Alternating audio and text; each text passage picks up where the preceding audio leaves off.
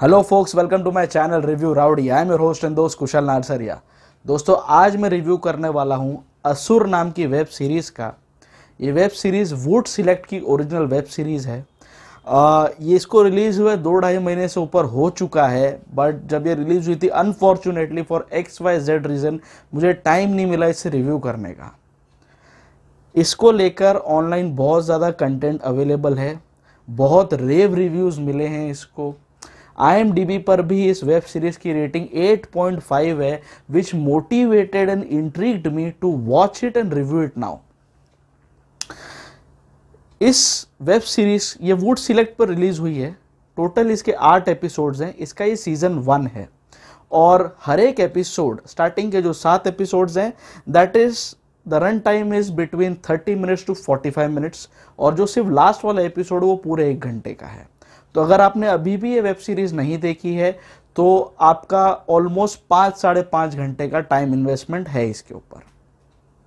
इस web series को समझने के लिए आपको हिंदू माइथोलॉजी को थोड़ा समझना होगा।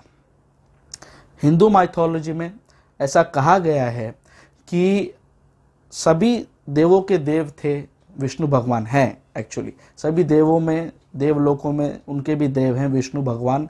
हमारे कुल 33-34 करोड़ देवी देवता हैं, और जब भी इनके बीच में कोई भी क्लैश होता था देवलोक में, कभी भी इनके बीच में कोई मैटर्स होते थे, झगड़ा जो भी कुछ होता था इनके बीच में, वो अपना दुखड़ा लेकर जाते थे विष्णु भगवान के पास, उनकी गाइडेंस, उनकी असिस्टेंस के लिए। विष्णु भगवान इनकी प्रॉब्लम समझते थे या एज एन ऑब्जर्वर इनकी प्रॉब्लम को देखते थे, और आज तक ऐसा कहा गया है कि वो हर बार अपना एक नया अवतार लेके इनके बीच आके इनकी सारी परेशानियों को वो सॉल्व करते थे। ऐसा उन्होंने विष्णु भगवान ने आज तक 9 बार किया है, 9 अवतार वो ले चुके हैं, और ऐसा कहा गया है कि कलयुग में उनका 10वां अवतार पेंडिंग है।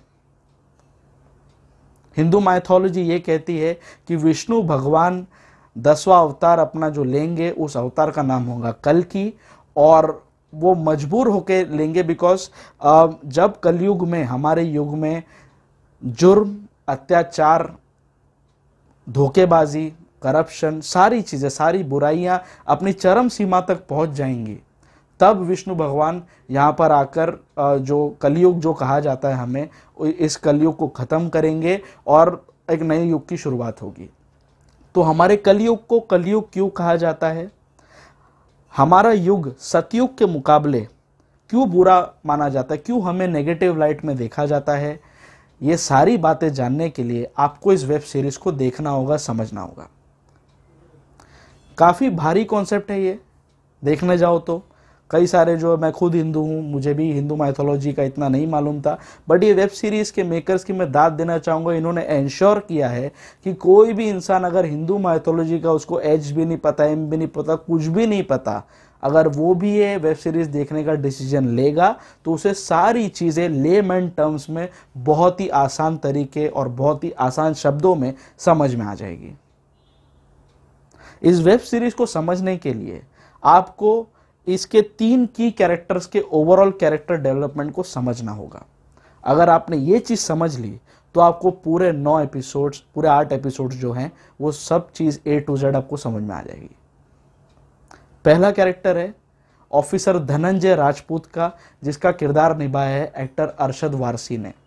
ये ऑफिसर CBI में फॉरेंसिक्स डिपार्टमेंट में एक काफ़ी सीनियर लेवल ऑफिसर है, जो जनरली केसेस को फैक्ट्स के बेसिस पर और खुद के पर्सनल इंस्टिंक्ट के बेसिस पर सॉल्व करने के लिए जाने जाते हैं। कई सारे बड़े केसेस में इनकी राय ली जाती है, कई जगह इनको इन्वॉल्व किया जाता है, और ये इतने ज़्यादा पैशनेट अपने काम में, ऐसा दिखाया गया है कि फॉरेंसिक्स डिपार्टमेंट में होने के बावजूद भी ये फील्ड ऑफिसर की तरह भी काम करने को हमेशा तत्पर रहते हैं। इनको काफ़ी ज़्यादा पैशनेट बताया अपने काम के लिए। इतना पैशनेट इंसान है जो 4-4 दिन तक अपने घर भी नहीं जाता, ऑफिस में ही बैठा रहता है, काम काम काम काम सारा दिन इसके दिमाग में घूमता है। ये वैसा कैरेक्टर है। दूसरा इसका इंपॉर्टेंट कैरेक्टर है जिसका किरदार निभाया है वरुण सोबती ने। एक्टर वरुण सोबती ने जो किरदार निभाया है, उसके कैरेक्टर का नाम है निखिल। सो निखिल का जो कैरेक्टर है ये दिखाया गया है कि ये निखिल जो था वो अरशद वारसी के ही अंडर ट्रेनिंग इसने ली है, वो अरशद वारसी का स्टूडेंट था, लेकिन एक ऐसी सिचुएशन पैदा होती जब अरशद वारसी और निखिल के बीच में झगड़ा हो जाता है और निखिल सीबीआई छोड़कर चले जाता है।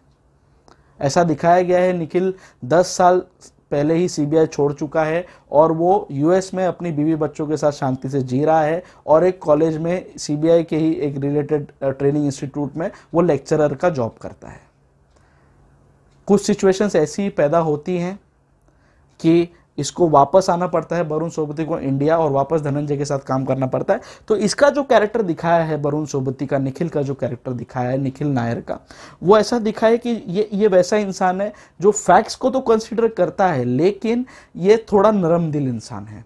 इसको ऐसा लगता है कि अगर कोई इंसान ने कोई क्राइम कमिट किया है तो उसे दूसरा मौका जरूर देना चाहिए अगर वो इंसान में सुधरने की काबिलियत है तो। तुरंत उसको ऐसा पकड़ के और रूल बुक फॉलो करके दंडित करने से शायद सिचुएशन और वर्स हो जाए, ऐसा इसका मानना है। दोस्तों तीसरा और सबसे इंपॉर्टेंट कैरेक्टर जो बाकी के सारे कैरेक्टर्स पर हावी है वो है शुभ जोशी का कैरेक्टर, जिसका बचपन से लेकर बड़े होने तक का, बचपन से लेकर जवान होने तक का पूरा कैरेक्टर ट्रांजिशन दिखाया गया है। इसका बचपन का रोल किया है एक्टर विशेष बंसल ने और ये इंसान बहुत ज़्यादा माइथोलॉजी में विश्वास करता है। तो ये ऐसा क्यों है? क्या ऐसी सिचुएशन पैदा हुई जब ये तीनों अदर वर्ल्डली कैरेक्टर साथ में आके जुड़ते हैं? क्या ऐसी बात होती है जो निखिल को मजबूर करती है अपना सेट सब कुछ छोड़ के यूएस से वापस इंडिया आके वापस से धनंजय के अंडर, धनंजय राजपूत के अंडर काम करने के लिए वो मजबूर हो जाता है? ये सारी चीज़ें जानने के लिए आपको इस वेब सीरीज़ को देखना होगा। So here is what I liked about this web series. Starting से लेकर एंड तक इस वेब सीरीज में वो मादा है जो आपको पूरी तरह से नैरेटिव में एब्जॉर्ब, काफ़ी ज़्यादा एनग्रॉस्ड रखती है वेब सीरीज। बहुत ही बढ़िया वेब सीरीज, इंडिया में produced one of the finest web series में से ये एक है, undoubtedly, hands down.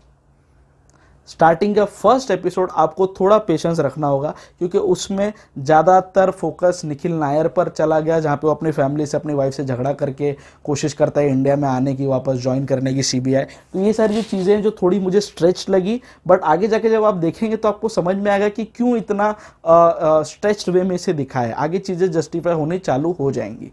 Second, third, fourth episode, fifth episode आते आते दोस्तों जो भी चीज़ आप देखेंगे, अगर आप बहुत ज़्यादा बोलते हैं ना रियलिस्टिक सिनेमा देखने के शौकीन हैं और बहुत ज़्यादा रिसर्च, वेल रिसर्च कॉन्सेप्ट देख के आपको मज़ा आता है तो ये वेब सीरीज़ आप हमेशा याद रखेंगे।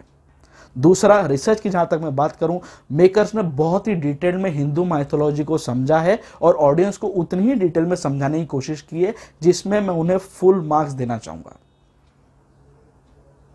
बिल्कुल भी कॉन्सेप्ट्स हैवी नहीं लगते, बहुत ही आसान भाषा में, सरल शब्दों में आपको सब कुछ समझ में आ जाएगा कि चल क्या रहा है और इन तीनों की कहानी प्रेजेंट टाइम्स में होकर भी हिंदू माइथोलॉजी से कैसे कनेक्टेड है। ये सारी चीज़ें बहुत ही अच्छे वे में समझाई गई है। इसका जो ओवरऑल स्क्रीन प्ले है, इसकी जो डायलॉग राइटिंग है, इसका जो डायरेक्शन है, उम्दा है, बहुत बढ़िया है।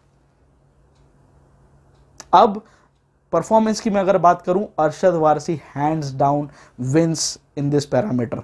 बॉलीवुड प्रोड्यूसर्स, बॉलीवुड डायरेक्टर्स को मेरी दरख्वास्त है, अरशद वारसी को अभी भी सीरियसली ले लो।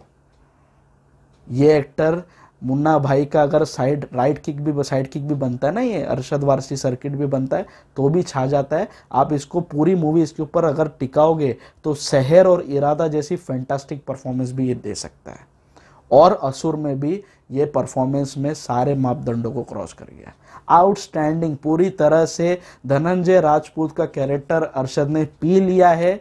मुझे दिमाग में और कोई एक्टर आ नहीं रहा अभी भी कि कौन सा एक्टर अरशद से बेटर करके दिखा सकता था धनंजय राजपूत का। It's impossible. बहुत बहुत बेहतरीन तरीके से उसने काम किया है। सो अरशद वारसी ने बहुत अच्छा काम किया है। दूसरा, वरुण सोबती का काम काफ़ी जगह पे मुझे ठीक लगा, अच्छा लगा, बट कई जगह पे वो फिसड्डी निकले। मतलब एक और मैच्योर्ड एक्टर या और सीजन्ड एक्टर अगर लिया जाता तो वो सिचुएशन संभाल लेता। कैरेक्टर के जो ग्राफ है, जो ट्रांजिशंस होते हैं, जो इमोशनल टर्बुलेंस उसके कैरेक्टर में आता है, वो चीज़ वो और ज़्यादा मैच्योर्ड वे में डिपिक्ट कर सकता था अगर वरुण की जगह कोई और एक्टर लिया जाता तो। बट वरुण ने भी ठीक है जितना काम किया, what was expected out of him, काफ़ी 70-80% तक वो मैच कर गया, 20% खामियां रह गई। लेकिन दोस्तों सारे मंझे हुए कलाकार हैं, बाकी भी सारे एक्टर्स अच्छे हैं जो सपोर्टिंग रोल में भी हैं, सबको खा गया एक 15 साल का लौंडा जिसका नाम है विशेष बंसल।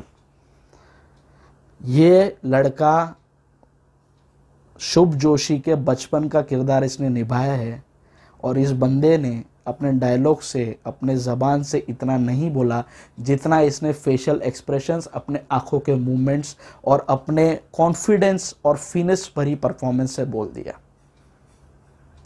ये एक्टर पे मैंने थोड़ी रिसर्च की विकीपीडिया और दूसरे सोर्सेज पे, मैंने देखा है ये कई बार 2-3 बार अब तक इंडियन टेली अवार्ड्स में एक आध अवार्ड जीत भी चुका है और कई जगह नॉमिनेशंस में भी आ चुका है।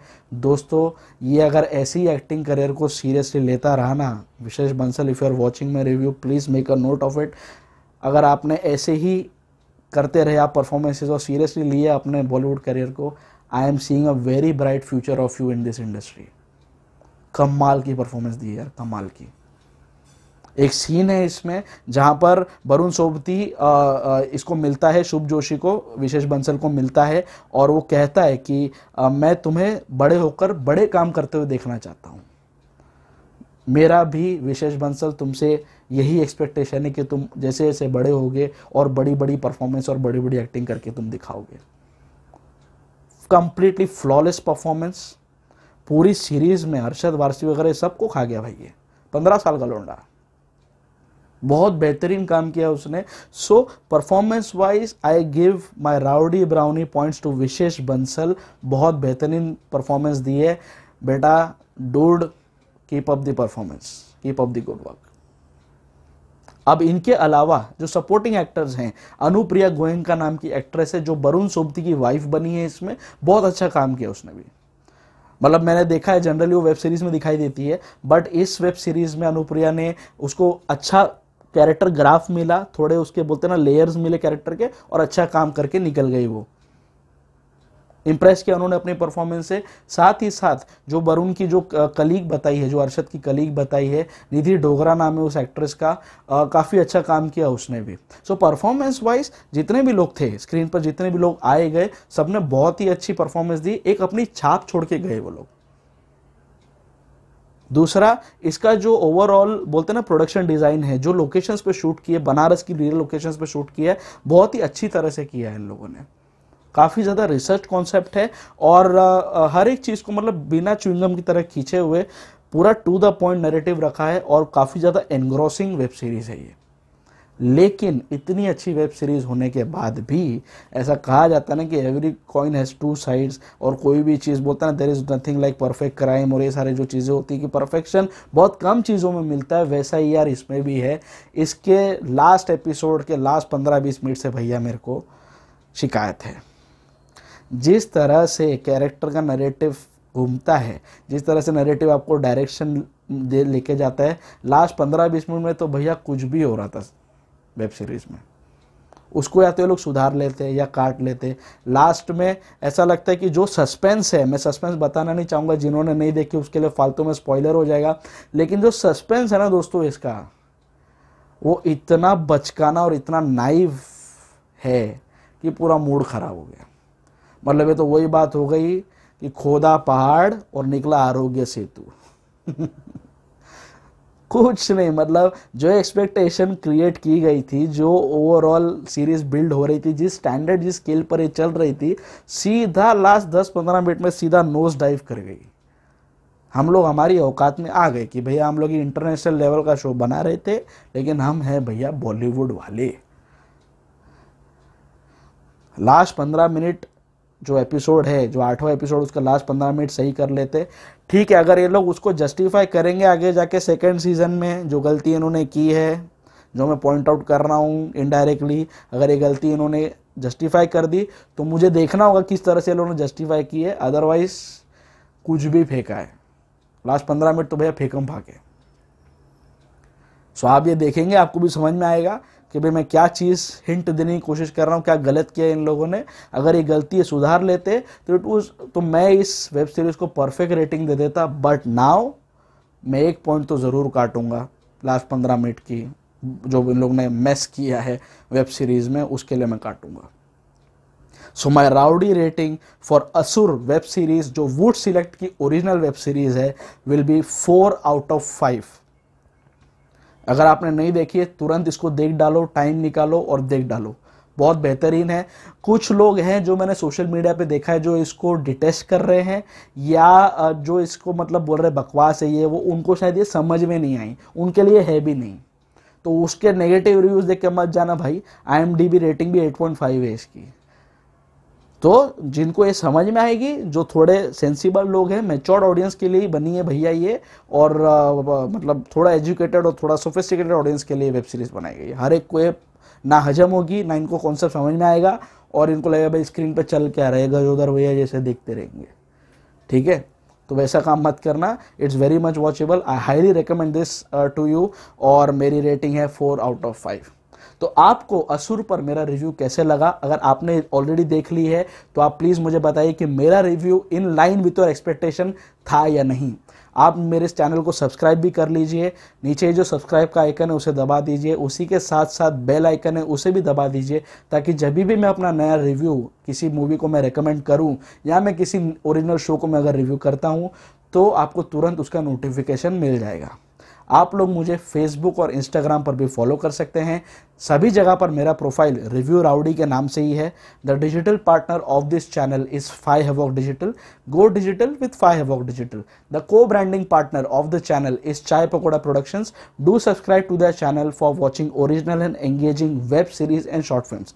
बहुत जल्दी मैं आपसे फिर से रूबरू होऊंगा किसी न किसी वेब सीरीज, ओरिजिनल मूवी, या किसी न किसी मूवी रिकमेंडेशन के या रिव्यू के साथ। सो मेरे साथ जुड़े रहिए। स्टे ट्यून्ड, स्टे फिल्मी एंड स्टे राउडी।